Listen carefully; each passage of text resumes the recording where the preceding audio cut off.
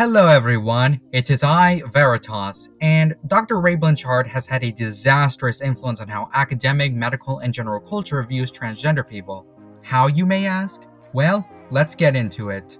Ray Blanchard is an American-Canadian sexologist who is best known for his work in researching subjects like paraphilia, sexual orientation, and gender identity, usually involving trans people as the main focus.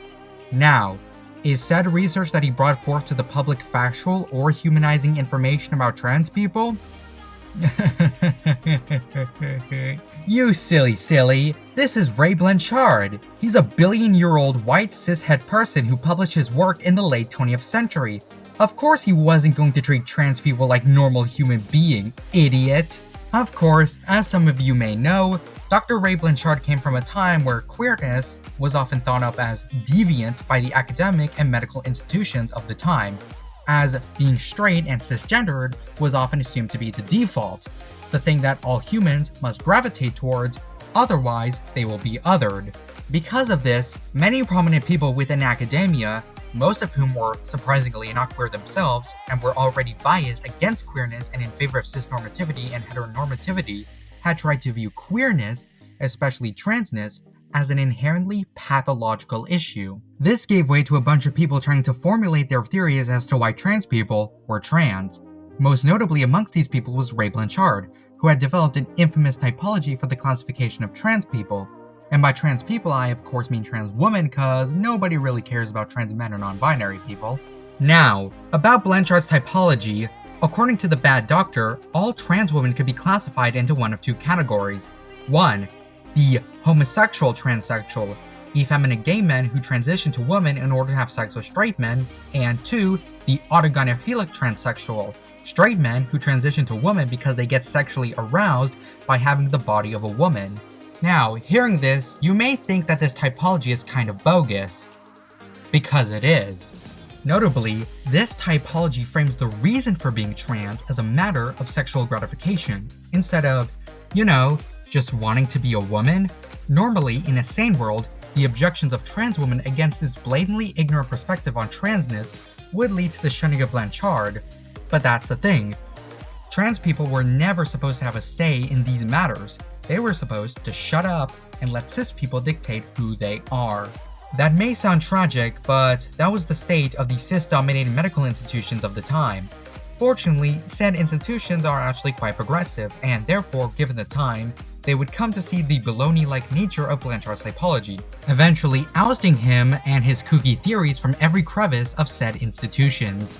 Unfortunately, while medical and academic culture was quick to recognize, the same can't be said for the more ignorant and conservative culture of your average Jonathan Q. McLayman. Blanchard's ignorance had managed to take foothold in the equally ignorant minds of the average fat dumb American, with fellow pop scientist J. Michael Bailey's book, The Man Who Would Be Queen, being the major catalyst that brought forth this view to the masses. And they sure did gobble it up. Practically all American transphobia has Blanchard's fingerprints, or at least his saliva, on it.